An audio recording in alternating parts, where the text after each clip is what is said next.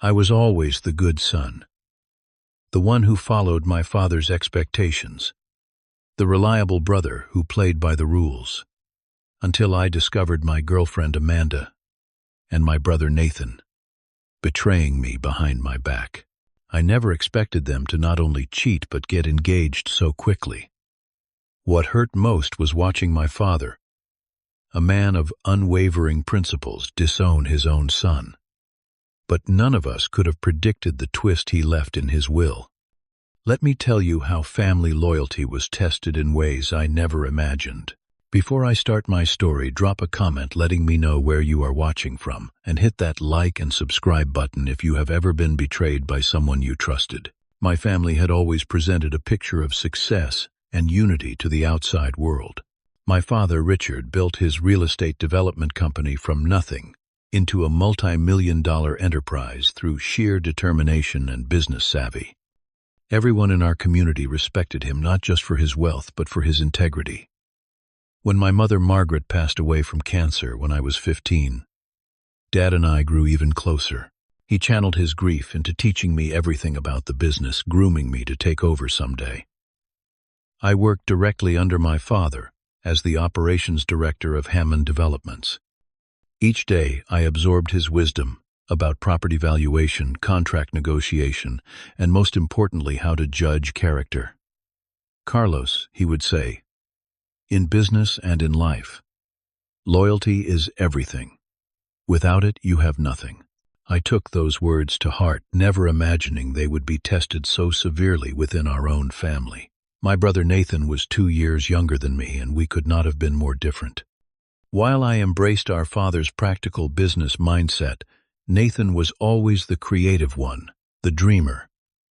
From childhood, he developed a pattern of competing with me for everything.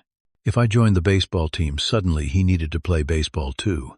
When I earned top grades, he would study all night to match me. The pattern continued as we grew older, with Nathan often trying to befriend my closest friends in high school.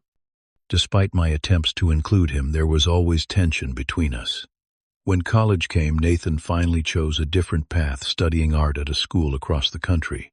Dad never hid his disapproval of what he called Nathan's impractical choices, causing further strain. I often found myself in the middle, trying to mediate their arguments, defending Nathan to our father, while simultaneously encouraging my brother to consider a more stable career path. I met Amanda 3 years ago at a charity gala our company sponsored. She worked as a marketing executive for a major firm, and her intelligence and ambition immediately attracted me. With her sleek black hair and confident smile, she could command attention in any room. Our connection was instant, and within months we were discussing a future together. I had even purchased an engagement ring, keeping it hidden in my apartment until the perfect moment to propose. We shared dreams of a house in the suburbs, children, and traveling the world together. Amanda charmed my entire family from the beginning. Dad especially seemed impressed by her business acumen and polished demeanor. "She reminds me of your mother," he told me once, which I took as the highest compliment he could give. Nathan, too, seemed to approve, though in retrospect perhaps too much.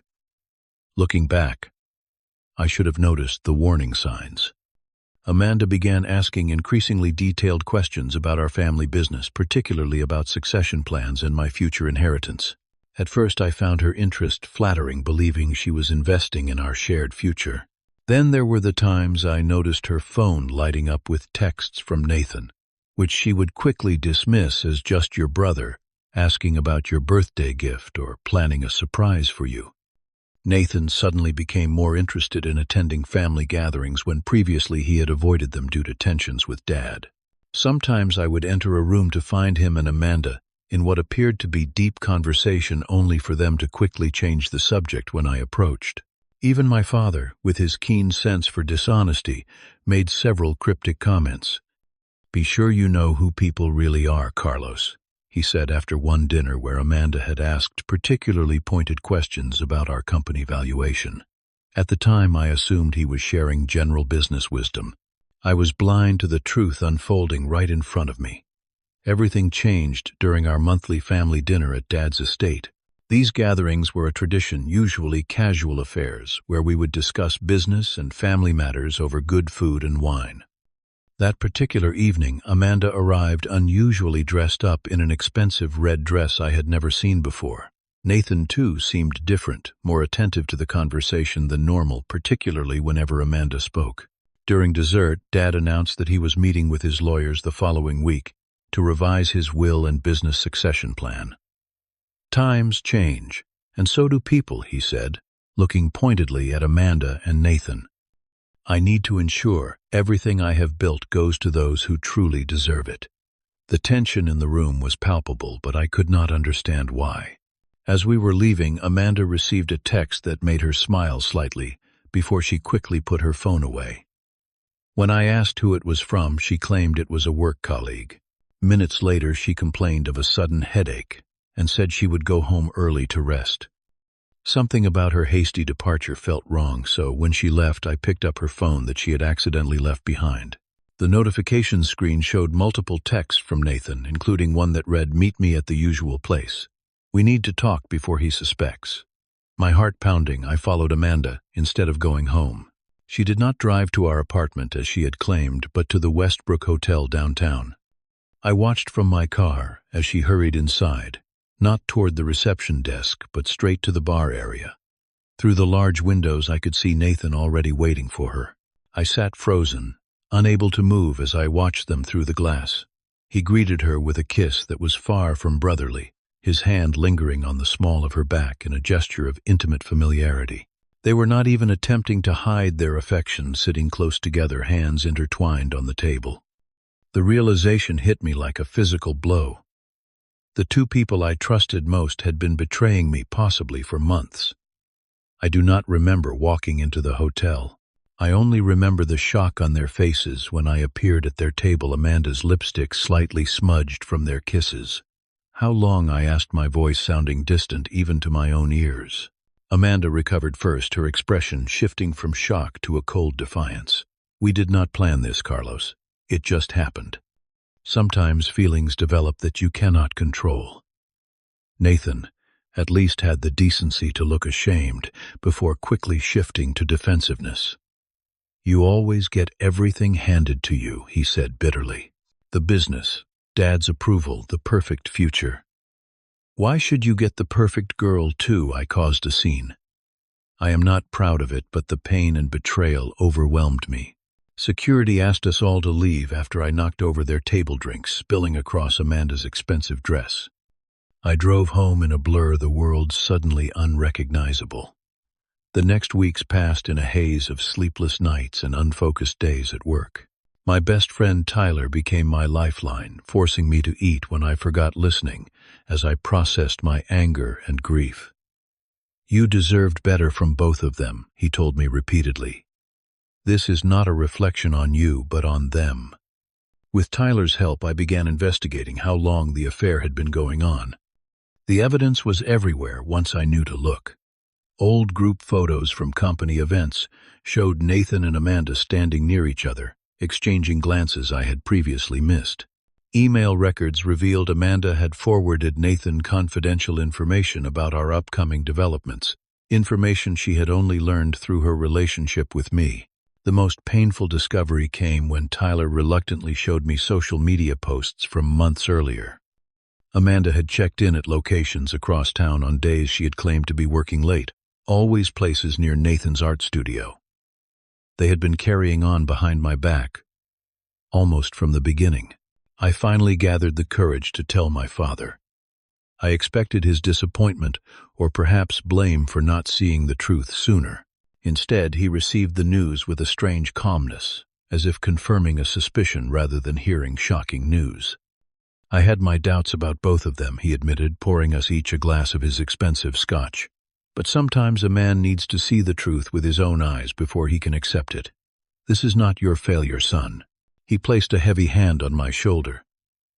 "Character reveals itself through hard times, Carlos. Remember that.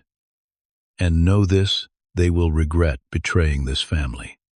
Later, Dad revealed he had already been investigating Amanda's background after noticing discrepancies in her stories.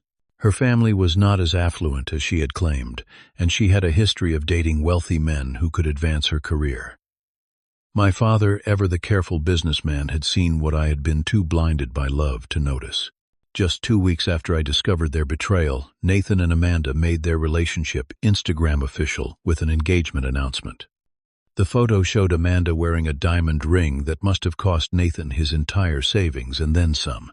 Their caption proclaimed they were soulmates who found each other at last, and that they were sorry for any pain caused, but could not deny true love. The public humiliation was almost worse than the private betrayal. Friends, colleagues, and business associates all saw the announcement.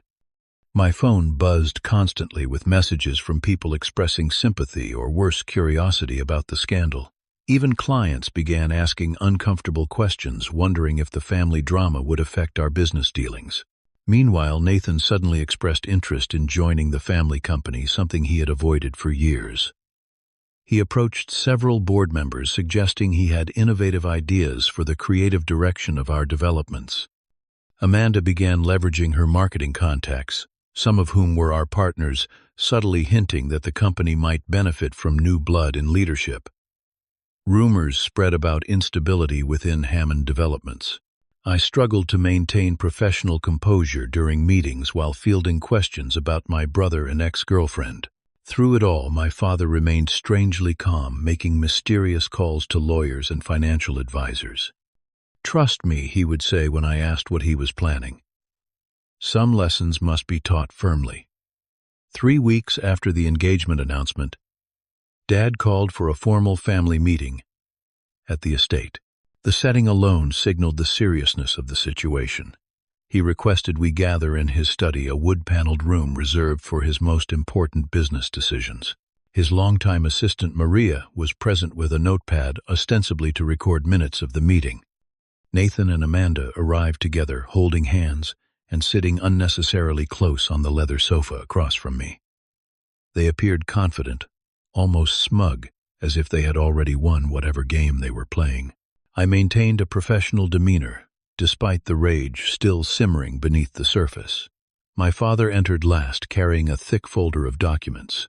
He sat behind his desk, the position of authority he had occupied for 40 years of business negotiations.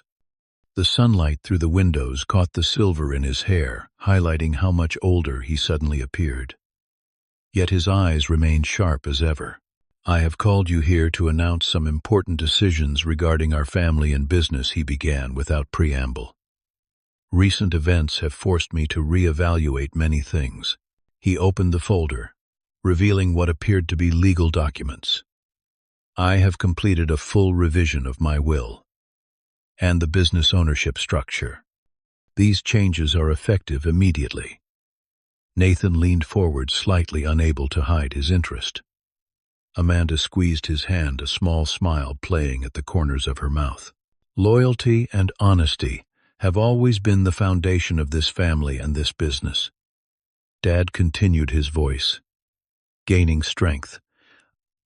"I cannot and will not tolerate deception and betrayal from those who should be most trustworthy." He looked directly at Nathan and Amanda. "Therefore, I am formally removing Nathan from my will entirely. He will inherit nothing from me personally, nor will he have any position within Hammond Developments now or in the future." The shock on their faces was almost satisfying. Nathan's mouth opened and closed, without words forming. Amanda's smile vanished instantly. "Furthermore," my father continued, "Amanda will never be recognized as a member of this family in any capacity. Any attempts to access family resources through marriage will be legally challenged." The room fell into stunned silence before Nathan found his voice. "Dad, you cannot do this. I am your son. A son who betrayed his brother and plotted behind the family's back." Dad countered evenly. "Actions have consequences, Nathan. This is yours." What followed was a desperate attempt by both of them to change my father's mind. Amanda's eyes filled with tears as she claimed her love for Nathan was genuine, that they never meant to hurt anyone. Nathan accused our father of always favoring me, claiming this was just another example of the unfair treatment he had endured his entire life. Carlos always gets everything, Nathan shouted, his face red with anger. The approval, the business, your respect. What was ever left for me? Your integrity. Dad answered quietly. Which you sold too cheaply. Amanda tried a different approach, suggesting that family healing would be impossible without forgiveness. When that failed, she abruptly announced she might be pregnant. A claim my father dismissed immediately. If that is true, we will address it appropriately, with legal paternity testing, he said, unmoved. But it changes nothing about my decision today. As their desperation grew, the argument escalated. Nathan threatened legal action, claiming he would contest the will in court. Amanda, losing her calculated composure, brought up private family matters I had foolishly confided in her during our relationship. My father remained remarkably calm until he revealed his final card. I have evidence, he said, producing another file of Amanda's systematic attempts to extract confidential company information. Information that coincidentally would be very valuable to our competitors. Information that was later found on Nathan's computer. Their faces paled simultaneously. This was news even to me. Nathan exploded, lunging toward me with fists clenched. You told him you ruined everything. I stepped back. As Tyler, who had been waiting outside at my request, entered with our head of security to restrain Nathan. The commotion proved too much for my father. He clutched suddenly at his chest, his face contorting in pain. We had all known about his heart condition, but had never seen an episode this severe. As I rushed to his side, Amanda made perhaps her most revealing statement, whispering to Nathan. We were just waiting for the old man to die, anyway. Unfortunately for her, Maria heard and recorded this comment along with everything else. Once my father recovered, and Nathan had calmed somewhat, Dad delivered his final decree. From a small box on his desk, he removed our grandfather's gold pocket watch, a family heirloom he had given Nathan on his 18th birthday. I formally disown you as my son, he said, his voice heavy with finality. Return the symbol of our family that you no longer deserve to carry. Nathan's hands shook as he surrendered the watch. For a moment, beneath the anger and resentment, I glimpsed the brother I had grown up with, the boy who had once followed me everywhere in admiration. You are no longer my son, Dad repeated, as security prepared to escort them out. Carlos will help me finalize the new legal arrangements. This meeting is concluded. As they were led away, I found myself torn between family loyalty and lingering brotherly feeling. Despite everything, some part of me mourned the relationship that had been destroyed, perhaps irrevocably. 6 months passed with no contact from Nathan or Amanda. I immersed myself in the business, working closely with my father to reorganize the company structure. Though he never admitted it, I could see the estrangement from Nathan weighed heavily on him. His health seemed more fragile, his movements slower, though his mind remained as sharp as ever. On a rainy Tuesday morning, I arrived at the office to find his car still in the parking lot from the previous day. Concerned, I used my key to enter his private office suite where he sometimes stayed overnight. I found him collapsed at his desk, papers scattered around him, his hand still gripping his pen. The doctors later said it was a massive heart attack, quick and likely painless. That knowledge provided little comfort as I handled the funeral arrangements alone. News of Richard Hammond's death made the local business papers. Despite our expectations, Nathan and Amanda did not attend the funeral. I stood alone at the gravesite, accepting condolences from business associates and friends, feeling the weight of being the last Hammond carrying on the legacy.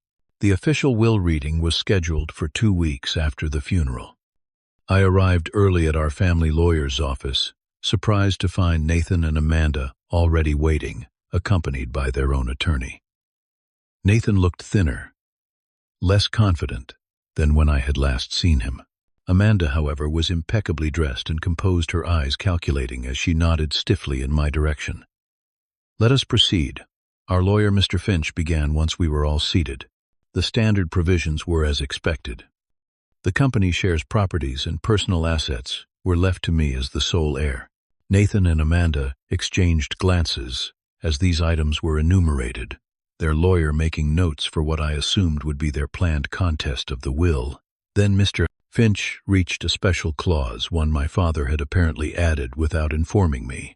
Regarding my son Nathan, he read, while he has been removed from standard inheritance, I established the following provision for potential redemption. The room grew still as he continued. Nathan may earn back a 20% share of Hammond Developments and the Lake House property under the following conditions. First, he must make a sincere apology to his brother Carlos, to be judged as genuine at Carlos's sole discretion. Second, he must work for 1 full year in an entry-level position at Hammond Developments, reporting through standard management channels. Third, he must complete 500 hours of community service with one of our company's charitable partners. Mr. Finch looked up from the document. Only when all conditions are met no earlier than 1 year from today will the specified assets transfer to Nathan's ownership. Amanda immediately pushed back her chair, her face flushed with anger. A year entry level, this is ridiculous. She turned to Nathan. We are fighting this. There is no way you should have to grovel for what should be rightfully yours. But Nathan did not immediately agree. He sat quietly staring at the document, as if seeing something the rest of us could not. Amanda stormed out when it became clear there would be no immediate windfall, their lawyer hurrying after her. Nathan lingered, looking lost and much younger than his 28 years. When we were alone in the conference room, I finally spoke to my brother directly for the first time since the disowning. He still loved you, I said quietly, even after everything. Nathan looked up, his eyes red-rimmed. I really messed up, did not. I did not answer immediately, the hurt still too fresh. Instead, I offered what I thought our father would have wanted. His terms are fair, Nathan. The door is open if you want to walk through it. Why would you even consider letting me back after what I did? He asked, genuine confusion in his voice. Because we are still brothers, I said simply. And Dad wanted there to be a path back. That means something to me. Nathan left without committing either way. I did not expect to hear from him again, assuming Amanda would convince him to pursue legal challenges instead. But 3 weeks later, my phone rang at midnight. Nathan's voice was ragged, as if he had been crying. Amanda left, he said, without greeting. She found someone else. Someone with money already in hand. He gave a bitter laugh. Turns out, I was just a stepping stone to the Hammond fortune. When that did not work out, she moved on. I listened as he continued. It was her idea, you know. The whole thing. She saw how Dad favored you, how the business would be yours someday. She thought if she could get close to you, we could eventually leverage that. Then she decided I was the better option, since you were too straight-laced to ever bend the rules. The confession hurt, but also provided a strange sense of closure. What will you do now? I asked. There was a long pause before he answered. I was thinking about Dad's offer. The redemption clause. Do you think, would that still be an option? It took months of awkward interactions and rebuilding.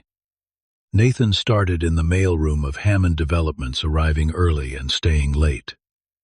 Employees who knew our history watched skeptically as he worked his way through basic tasks without complaint. Gradually, he began to earn respect on his own merits, rather than his last name. I found myself adjusting too, learning to lead the company while processing my grief for our father. During this time, I met Sophie, a business consultant we hired to streamline operations. Unlike Amanda, her interest in the business was professional and transparent. We began dating slowly, both of us cautious, but her genuine character shone through in every interaction. The most surprising discovery came when I was cleaning out my father's home office. Hidden in his desk drawer was a private journal detailing his thoughts over the final months of his life. In it, he wrote extensively about forgiveness, about the painful decision to disown Nathan, and his hope that both his sons would find their way back to each other. Family is complicated, he had written, but it remains when all else falls away. My greatest hope is that Carlos will find the strength to forgive, and Nathan, the humility to change. The true inheritance I leave is not money or property, but the chance for my sons to become better men than I was. Exactly 1 year after my father's death, we gathered again in the lawyer's office. Nathan had fulfilled every condition set forth in the will. He had completed his year at the company, working his way up to a legitimate coordinator position through actual merit. His community service hours were documented with glowing reports from the homeless shelter where he had volunteered. Most importantly, over time, our relationship had begun to heal. Mr. Finch had one final document to share, a sealed letter from our father to both of us, to be opened only on this anniversary. As he read it aloud, I could almost hear my father's voice in the words, "My sons, if you are hearing this together, then the plan I set in motion has worked. Carlos, you have found the grace to offer a second chance. Nathan, you have found the humility to earn it. These qualities will serve you both far better than any material inheritance I could leave behind." The true legacy of a man is not measured in dollars or buildings, but in the character he builds in himself and instills in those who follow. The Hammond name means something in this community, because it has stood for integrity through 3 generations. Guard that legacy carefully. It is worth more than all my holdings combined. Nathan, the shares and property that now become yours are not given out of obligation but earned through your own transformation. Treat them and your brother with the respect they deserve. Carlos, your leadership of the company has always been my plan. Not because you were born first, but because you demonstrated the character for it. Continue to lead with wisdom and compassion. Remember always that you are brothers first, business partners second. No success is worth sacrificing that bond. I leave you, not just my wealth, but my final lesson. True family can survive even the deepest betrayal, emerging stronger for having been tested. The legal transfer of assets was completed that day, but the real transformation had already taken place in both of us.